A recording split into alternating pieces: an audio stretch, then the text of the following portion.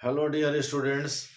मेरा नाम अनिल कुमार श्रीवास्तव है। आज मैं यह कुंभ के मेले पर चर्चा करने जा रहा हूँ। वहाँ बढ़ती हुई डिवोटीज यानी श्रद्धालुओं की संख्या पर ये चर्चा है। एक्चुअली इससे रिलेटेड एक वीडियो मैं पहले भी बना चुका हूँ, लेकिन आज का वीडियो थोड़ा सा डिफरेंट है।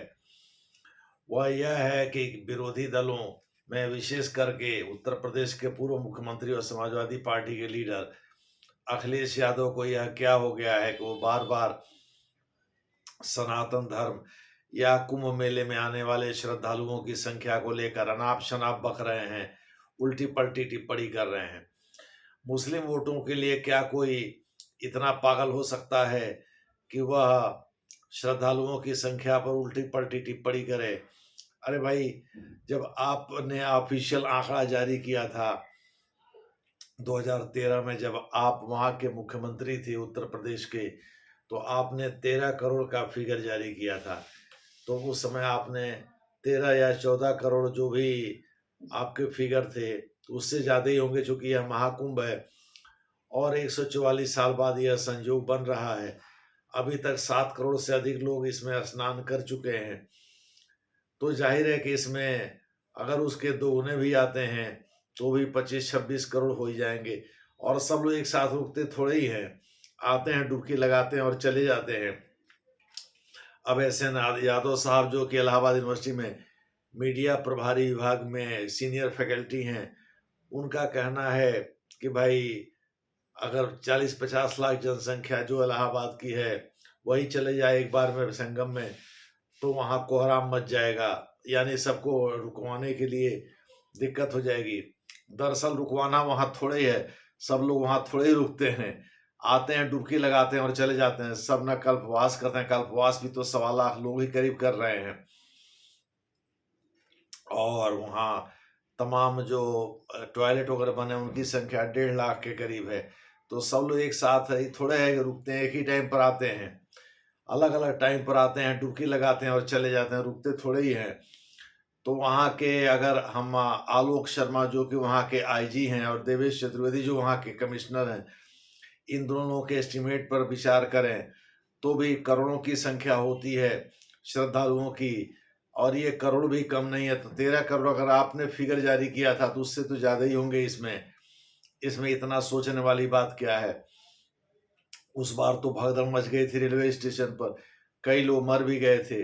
इस बार ऐसी नौबत नहीं आएगी। उस समय तो आपने आजम खान को, हो सकता है आपने चिढ़ाने के लिए हिंदुओं को, आपने आजम खान को इसका प्रभारी बनाया था। इस समय ऐसी बात नहीं है, इसमें कोई मुस्लिम इसका प्रभारी तो है नहीं। स्वयं योगी आदित्यनाथ इसको मॉनिटर अलग से कर रहे हैं। और आर्टिफिशियल इंटेलिजेंस उस समय नहीं था, इस समय आर्टिफिशियल इंटेलिजेंस भी है। इतने ड्रोन और इतने हेलीकॉप्टर भी नहीं थे, इतने घोड़े पर सवार कमांडो भी नहीं थे।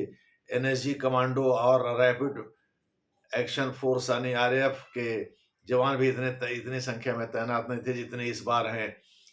मोटे तौर पर आप कह सकते हैं कि सुरक्षा के चाक चौबंद इंतजामात हैं। और स्वयं योगी आदित्यनाथ एक रात रुक करके 5-6 बार तो यात्रा भी कर चुके हैं दिसंबर से।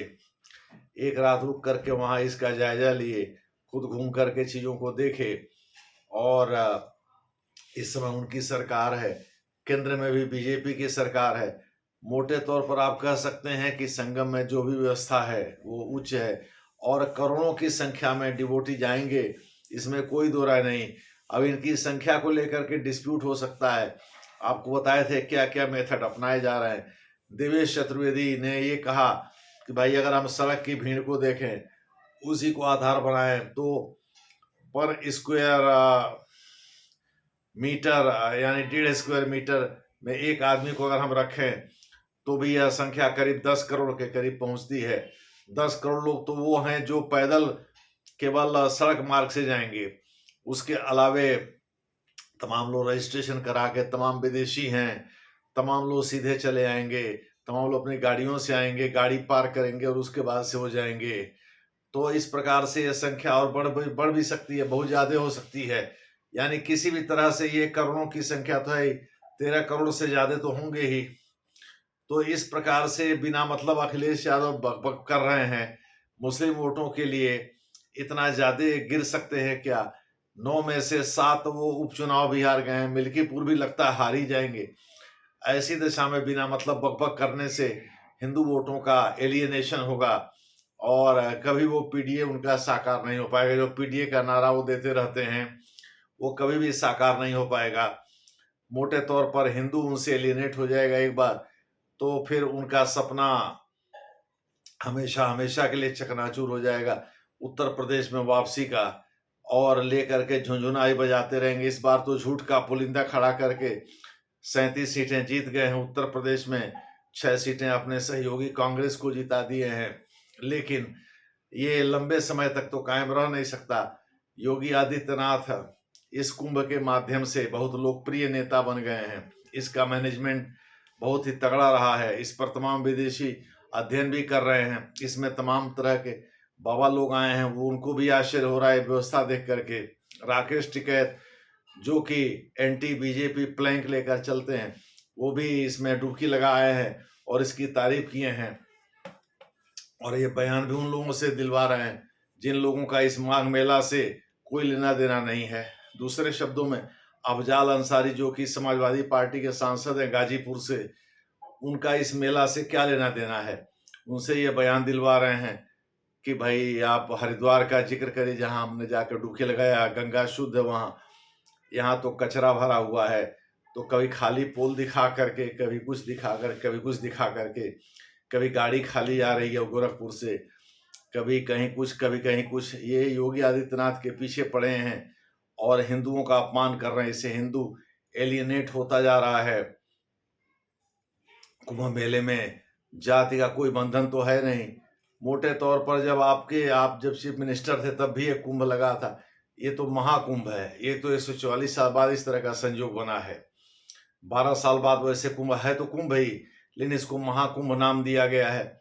उसका कारण ये है कि 144 साल बाद इस तरह का संयोग बना है।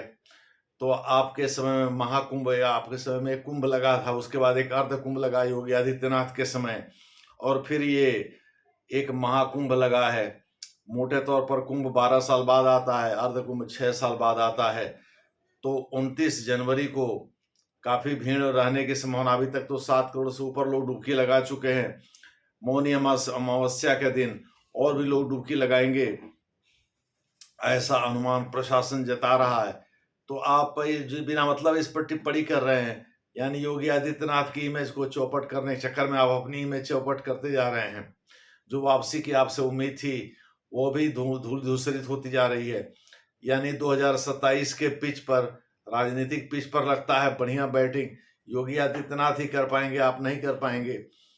तो इस प्रकार से बिना मतलब की बातें करके आप हिंदुओं को एलियनेट कर रहे हैं और हिंदुओं में जागरूकता जो आई है उसको तोड़ने की कोशिश कर रहे हैं। खैर आगे क्या होगा इसको देखने में मजा आएगा। जैसा होगा वैसा हम डिस्कस करेंगे। धन्यवाद।